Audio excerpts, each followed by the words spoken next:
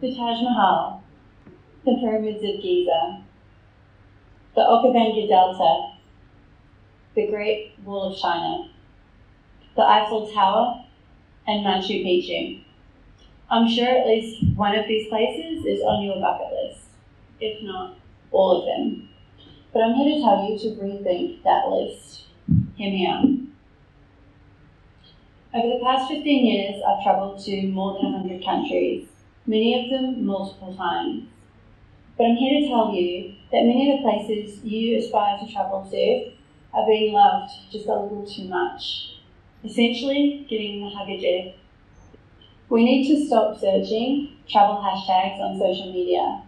And we need to stop researching our next holidays based on pop culture and what Insta models are doing. Sure, this isn't going to be one of those inspirational TEDx talks. You're probably not going to leave the room today wanting to book a round-the-world backpacking trip in South America or Southeast Asia. And you probably won't be handing your notice in at work on Monday morning so you can go and sip pina coladas on a tropical beach somewhere in the Maldives. But I do hope I inspire you to think a little deeper about your future travel plans, because after all, we don't want everybody going to the same bucket list destinations, and here's why. I actually used to be a travel agent, which means I know a thing or two about what it is people want to do when they do go on holiday. But now I work as a chef on a super yacht, which is great. My office is now continually traveling, and that means I get to see the whole world. It also means I see the devastation of how our travel choices affect small oceanfront communities around the world. I see the dirty ports with fast food wrappers floating in it. I see the beaches covered in trash. And I shop at the local markets where we have to tackle the wannabe Instagram models just to buy daily produce. And especially in Europe in summer, I see hordes of tourists walking down narrow cobbled streets, queuing for hours just to see the next big thing. Essentially, I see the effects of mass tourism daily in cities and towns all over the world. You may think the influx of cash will make the locals happy, but very often their quality of life is worse. Many suffer from overcrowding, a competitive employment environment, and high rents. Cities and towns not equipped to deal with this sudden onslaught of tourists find themselves battling to stay ahead with things like water management and waste management. And you cannot blame these countries for wanting to take advantage of a spike in tourism. Unfortunately, the issue here is that many of these places have overnight stardom due to an Instagram influencer or becoming the feature in a movie. And this is not a new thing. Think back to the year 2000.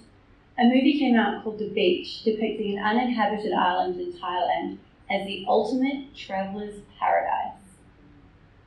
And over the next 20 years, tourism increased.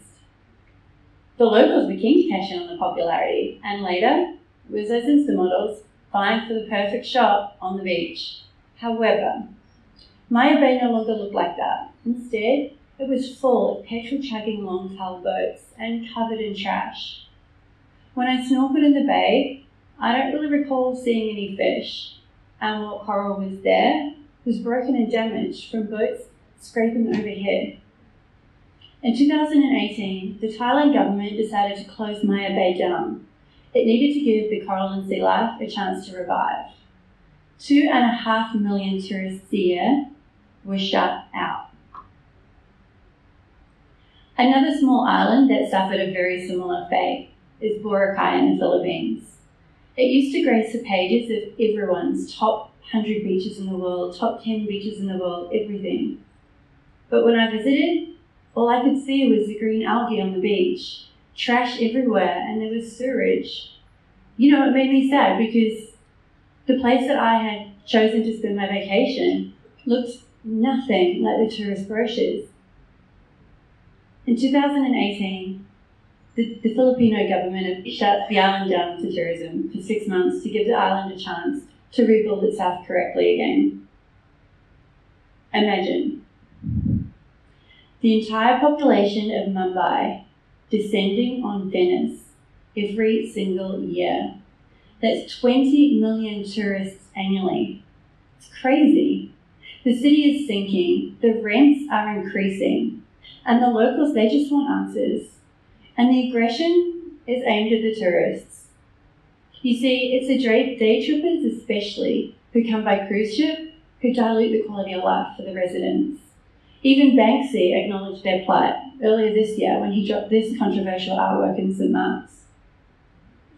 And if you think it's only island and coastal tourism that is suffering, think again. The landlocked nation of Nepal has come under fire recently for its over-tourism on Mount Everest. Not only is the mountain littered with trekkers' trash, it also holds the bodies of those who have perished. There were 11 deaths on Mount Everest this season, making it one of the deadliest seasons in the mountain's history for climbers. And it's the traffic jams of people at the peak that were considered the main cause of death. Where there is bad news, there is sometimes good news. Thailand decided not to reopen Maya Bay. It is now considered closed indefinitely, and the sea life is flourishing. Just this year, they announced that the black-tip reef sharks were returning. These are immensely positive signs for the ecosystem. And Boracay, well, it did reopen as planned. However, it now has a modernised sewage system, clean beaches, and single-use plastics are now banned from the island. And the best news yet, they've also put a restriction on the number of tourists that can stay. Nepal also has its own good news. There is a clean-up plan now targeting Mount Everest climbers. They pay a $4,000 deposit, which is only returned to them if they bring back 8 kilos of trash. Pretty good. They've also, as of last week, decided to ban single-use plastics. Hurrah.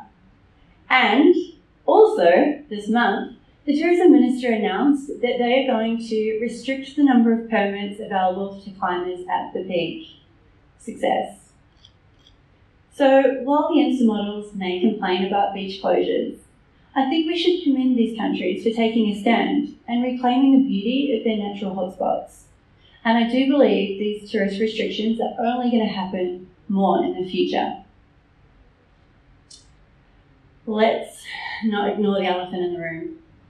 India and China, the two biggest populations in the world, have increased their middle income bracket considerably in the past decade, and it is showing no signs of slowing down. In fact, last year we reached a tipping point, and now more than half of the world is middle income and above, creating disposable wealth and desire to travel to hundreds of millions of new travellers. While this is wonderful and phenomenal news, this also means this new wave of tourism is going to be right here on your doorstep. In 2009, a Bollywood movie came out called The Three Idiots. The scenes that burned on every viewer's mind were that at the stunning shorelines of Pangong Lake, Ladakh. And guess what?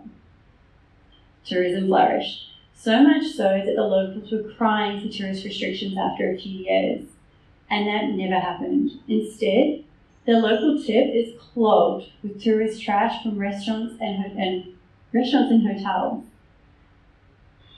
The thing is, every day, hundreds of domestic tourists line the shores of Pangong just to take the iconic Three Idiots photos. But do they really care if that view is sustainable? The Attenborough effect has shown a massive decrease in the amount of plastics used in 2019. When are we also going to look at our own bucket list in the same way? As a consumer, I think we need to look at our own bucket list. After all, do we really need to visit an overpopulated destination just because it makes for a pretty picture on the gram? Is the standard bucket list we all aspire to tick off really even all that? And do we really want to bump and grind with 50,000 other tourists in the heat of the day for 6 hours just to take that one shot? Social media has changed the way we travel. Gone are the days of lugging around those heavy guidebooks with usually outdated information. Now we get our information instantly, which is great, but it means we need to be more cautious of how we use it. Of course, if you have dreams of travelling the world and backpacking around Southeast Asia and exploring the temples of Angkor Wat, or trekking through South America to see Iguazu Falls, by any means, go, travel, explore. But perhaps consider going in low season. Spreading the tourist numbers throughout the year help keep the locals employed consistently. It also helps make you a better traveller because you're no longer contributing to the mass tourism epidemic. And after all, you don't really want to be responsible for ruining a beautiful beach, breaking coral, or trashing a hiking trail, do you? Travelling opens our eyes to endless possibilities and understanding of different cultures. We want to ensure that we leave these gorgeous places functioning for the next generation of world traveller. So, get off social media and get off the beaten track, because you might just find yourself in a small, quaint village with friendly locals, wholesome, authentic food, less pollution, lower prices, and with the added bonus of there being no tourists to get in the way of your Insta photos. So with that in mind, now, where is the next bucket list destination to tick off?